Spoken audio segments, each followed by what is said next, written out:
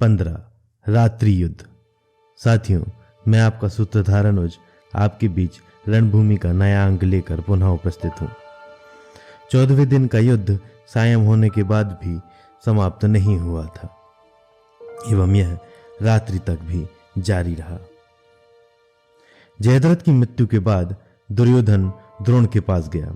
उसे यह भान हो चुका था कि अर्जुन का सामना कौरव सेना में कोई नहीं कर सकता।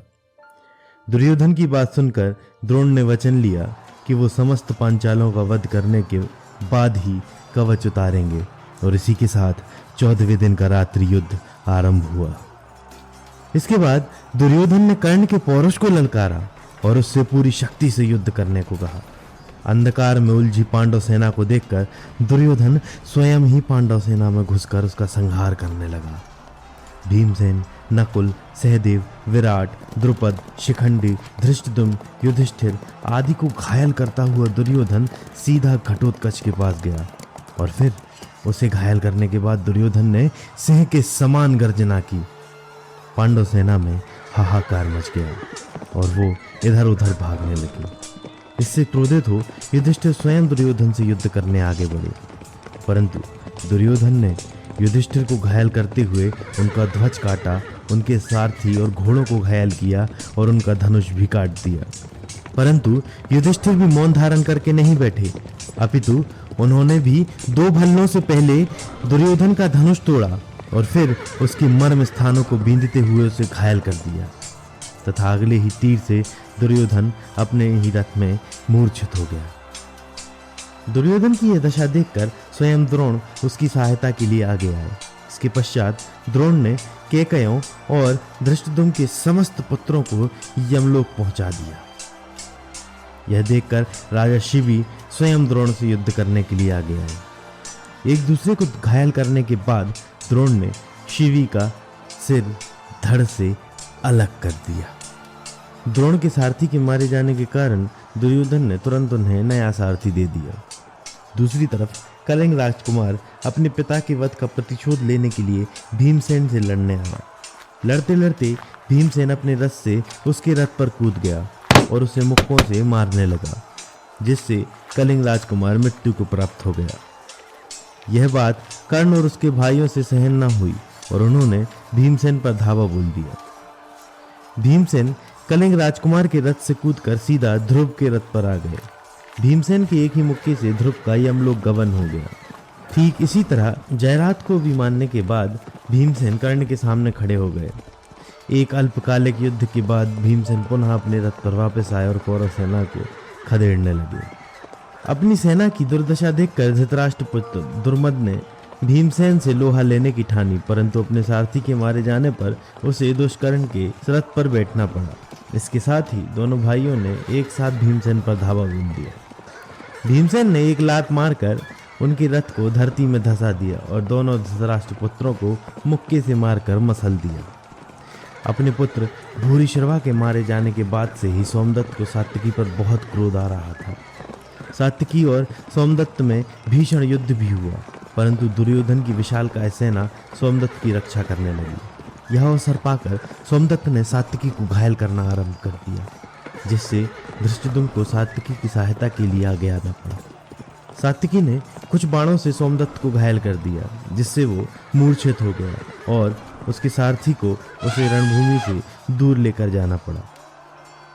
अश्वत्थामा सात्यकी से भूरिश्रवा की मृत्यु का प्रतिशोध लेने के लिए आगे बढ़ा, परंतु घटोत्कच ने अपने 12,000 हाथ की माप वाले रथ में बैठकर अश्वत्थामा पर धावा बोल दिया और वो अपनी राक्षसी सेना लेकर आगे बढ़ा।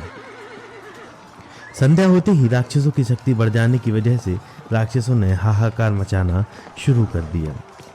अश्वत्थामा और घटोत्कच का भीषण युद्ध छिड़ा, परंतु घटोत्कच के पुत्र अंजन पर्वा ने भी अश्वत्थामा से लोहा लेने की ठानी और अंततः मृत्यु को प्राप्त हुआ।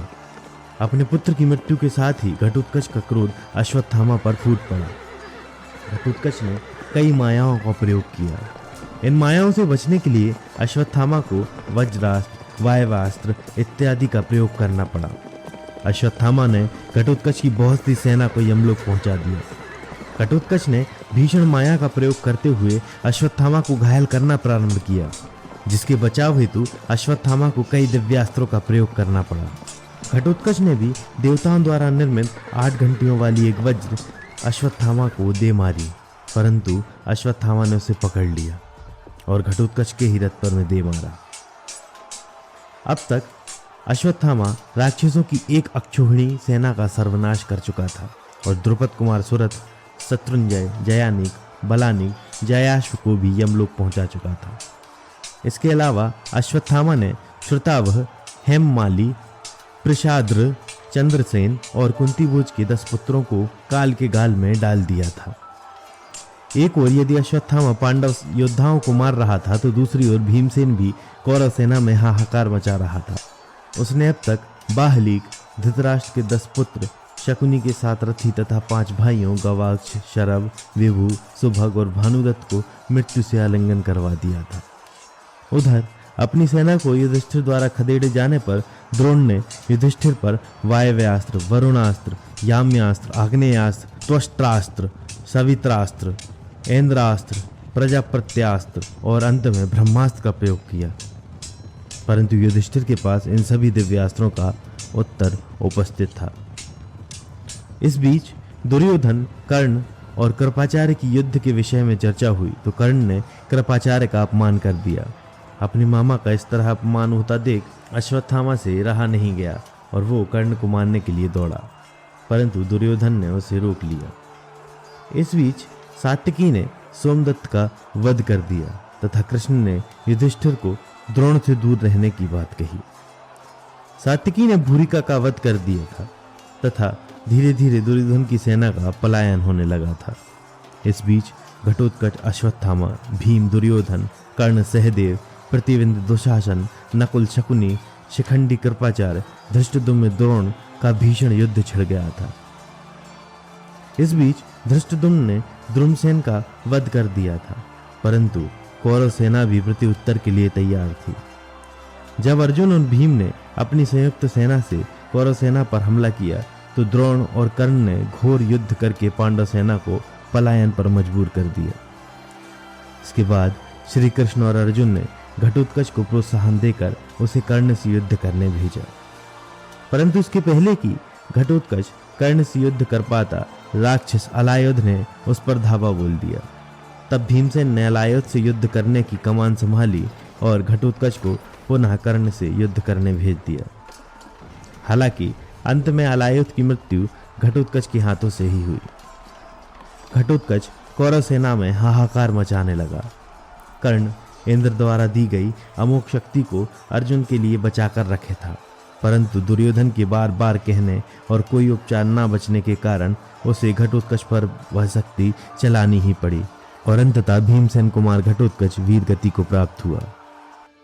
तो इस तरह शोक में डूबे हुए दोनों पक्षों ने युद्ध विराम की घोषणा की और अंततः 14वें दिन का रात्रि युद्ध भी समाप्त हो गया। आपसे अगले अंक में पुनः भेंट होगी, तब तक के लिए